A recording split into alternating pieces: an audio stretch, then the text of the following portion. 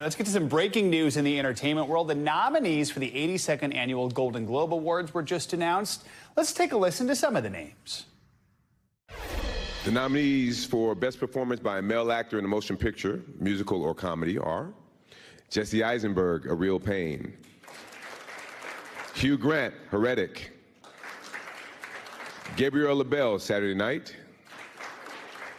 Jesse Plemons, Kinds of Kindness; and Glenn Powell, Hitman. As you're seeing there, the announcements were made by actors Morris Chestnut and also Mindy Kaling. Comedian Nikki Glaser will make Hollywood history as the first woman to solo host the event on January 5th. That is so cool. For more, let's bring in entertainment journalist and pop culture expert and our friend Brian Balthazar. Brian, good morning. Happy Golden Globes nominees announcement day. Let's get right to it. Who's going into the award shows with the most nominations? The biggest nominee, and let me tell you what it looks like when you're doing this in the morning. You've got paper, you've got a computer in front of you, you've got a pad trying to frantically take a vote or take a count. You have to do math. Amelia Perez yeah, exactly. Is the story of a Mexican drug lord who undergoes gender-affirming surgery to become a woman. That is leading with 10 nominations. Of course, you heard from Wicked, obviously 4 nominations for them, including nominations for Ariana Grande and Cynthia Erivo. And I know we like to talk about surprises and snubs, but I think what's worth noting here is that, in fact, director John Chu did not get nominated for direction of this film. But other nominees that are very getting a lot of nominations: Conclave, the papal story with Ray Fiennes; The Brutalist, which we also talked about, Amelia Perez. Brutalist is a post-war thriller story with Adrian Brody.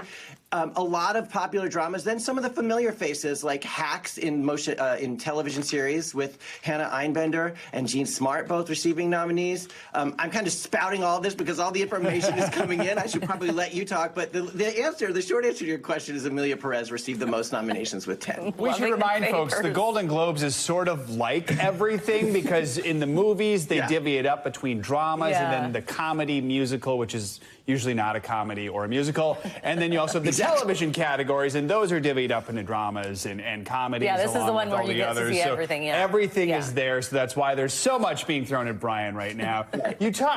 We will ask about surprises and snubs, and we have to digest all of it. I was quickly trying to go through the list here. I don't know if it was a surprise, but Pamela Anderson is a Golden Globe nominee this year.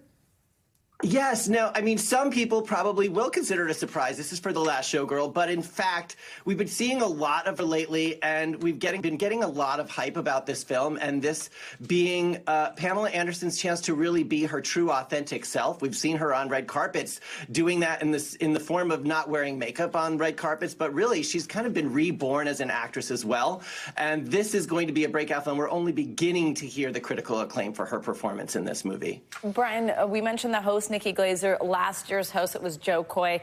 I hate talking about this. I just feel like it's so awkward when... Joe's very nice. I like Joe, but Joe bombed last year. Joe bombed. It was kind of panned after his jokes fell flat in the room. He said it's a pretty tough gig. What do we expect from this year's host, Nikki Glaser? I expect Nikki Glaser to absolutely kill it. I think this has been a great year for Nikki already. You know, she killed it at the Tom Brady roast. She's been doing great roasts for a long time. She knows how to analyze an audience and what they want from her. She's an incredible comic, an incredible writer. She is going to be talked about. She's also nominated for a Golden Globe for Best Comedy Performance.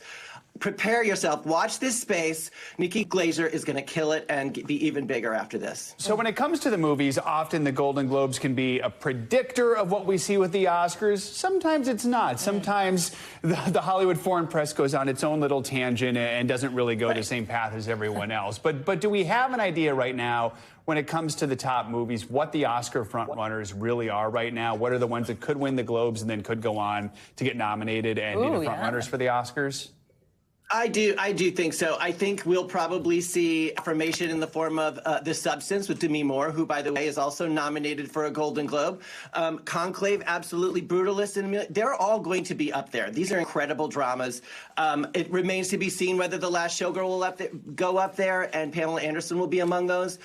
Most definitely, we're going to see Wicked, and I think we're going to see an explosion of the both arts and technical award nominations for that category and that film as well.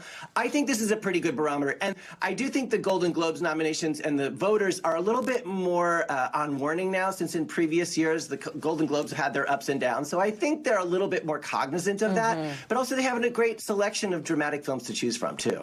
Brian, we've just got like 30 seconds, but we always got to know, any snubs that are super glaring?